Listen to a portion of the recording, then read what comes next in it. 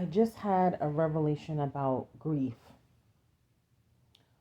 Grief is, I want to give a little backstory. I just looked over, and YouTube, they will send you the music that you've listened to throughout the whole year. If you frequent YouTube, they will send you that. And I remember the year before they sent me that, and the music was, oh my goodness, partying, jamming, having a great time. Oh my gosh. And then this year, which happened today, I saw that they sent me the list, and I said, oh my gosh, I know that that list is going to be a sad list because, I knew that last year was just a year of healing for me, right? Because my mom passed away a year and a half ago. And, the first 6 months were unbearable. Um, I had to deal with in that 6 months the holidays, um, the death of another loved one that I am still mourning and was still mourning, Mother's Day, birthdays. I mean, so much happened in that first 6 months that basically I was like numb, right? And just trying to survive emotionally, mentally, and everything. And then, you know, the year after that, if I just break it down into the year and a half, the year after that was me just trying to function without this very important person in my life. Like I said, I can feel my own voice shaking. It's my mom, it's my mother. So, uh, you know, come on. You know what I mean? Like, I don't want to get too personal, but even if your mother was not a good mother, which I'm not saying that that was my situation, but I'm just saying that's still your mother, right? But I was fortunate, I had a good relationship with my mother. Um, with some rocky road in there, you know what I mean? Everybody, you know what I mean? Nothing's perfect. But what I'm saying is that this is someone that's been in your life, good, bad, or indifferent, for a lifetime. But this video is really about grief. So I'm not saying just grief of a mother, grief of a father, grief of a child, grief of a marriage, grief of a partner, grief of a career, grief of whatever.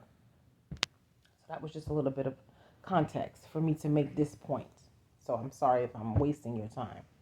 But this is the point that I wanted to make. I wanted to make the point because I just got an aha moment myself. Is that the worst part about grief for me, and grief is so different for every person, is that you don't realize, or maybe you do realize, but it's going to be so much more real. You don't realize how much this person that passed away could be 50% of your life, 60% of your life, 70% of your life. People's children pass away. That could be 100% of your life. You lose a spouse, that's 100%, 80% of your life. What I'm saying is, and I know there's people that's going to say, God should be 100% of your life. God should be 80% of your life. God should be, and that all of that is true. And I'm going to tell you why. Because when that person passes away who is 50, 60, 70, 80, 100% of your life, you will then have to go on a journey. And it's a horrible, time consuming, deep, painful, time consuming journey. For me personally, it's been a 7.5 year journey. Because as I said, I lost someone even before I lost my mom. That was devastating. But I want to say that the journey consists of you now trying to figure out a way to fill up that 80%, fill up that 100%. Now, you will never fill it up the same way that it was already filled, and you will never fill it up with the same things that that person filled with you and for you. It's impossible. It's impossible. And most times, even in my circumstance, you don't even want to. I didn't even want to fill that space. Like, it's like if there's a such thing, and I know people are gonna attack me for saying this, but it's like a beautiful void, because you're aware. Well, I was aware that the void that was in my life couldn't be filled back up. It couldn't be replaced. It was like immeasurable. It was impossible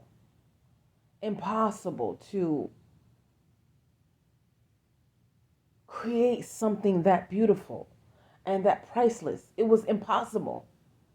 When you know someone your whole life and you just have memories upon memories upon memories upon memories, and that is taken from you in an instant,